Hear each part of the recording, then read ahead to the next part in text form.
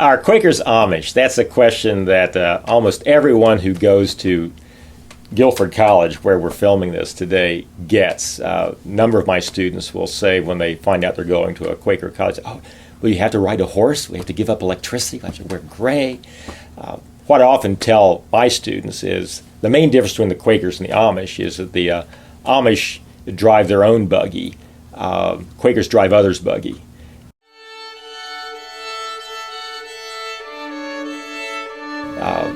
The real answer is that there's a spiritual connection between the Quakers and the Amish. There's no organic connection between the Quakers and the Amish.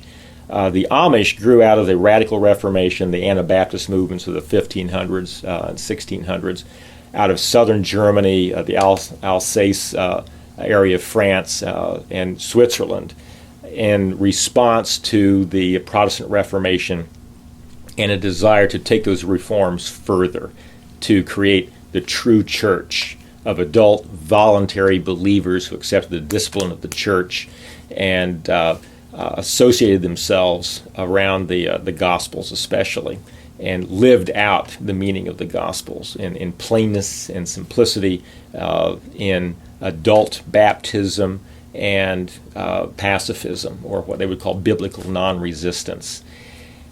Quakers emerged out of the English Civil War period a century later.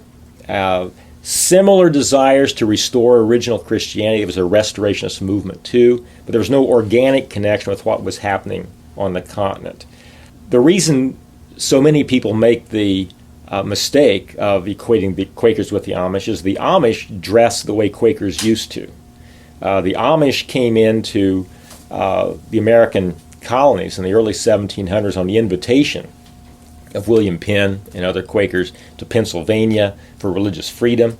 They came as German peasant stock, dressing like German Bauern would dress, and they looked at their Quaker neighbors and saw them dressing in their broad brim hats and bonnets and plain clothes and said, "Works for us." But there are very significant differences between the Amish and the Quakers. The Amish, for example, believe in separation from a fallen world, that a fundamental theological understanding is to be separate. Come out from among them and be ye separate. Quakers have followed William Penn's dictate of loving the world with weaned affections, to be in the world but not of it. So Quakers have not been as separate from the world. The Amish have a theology that is still fairly Calvinist, without the predestination. Quakers have a theology that is more open to the possibility of understanding one's salvation in this life. The Amish will not talk about eternal assurance or the ability to know in this life whether one is in reconciliation with God. And quite importantly, the Amish do not allow women to speak or have authority in church. Quakers from the very beginning have always seen the spiritual equality of men and women. So if you go into an Amish worship service, which is 3.5 hours in German, women will not speak a word unless they're singing a hymn. There are no women in authority, no women in leadership, and that just isn't the case among Quakers. There are also a variety of differences in terms of form. Quakers do not use the outward forms of baptism and communion typically, and those are very central to Anabaptist and Amish understanding.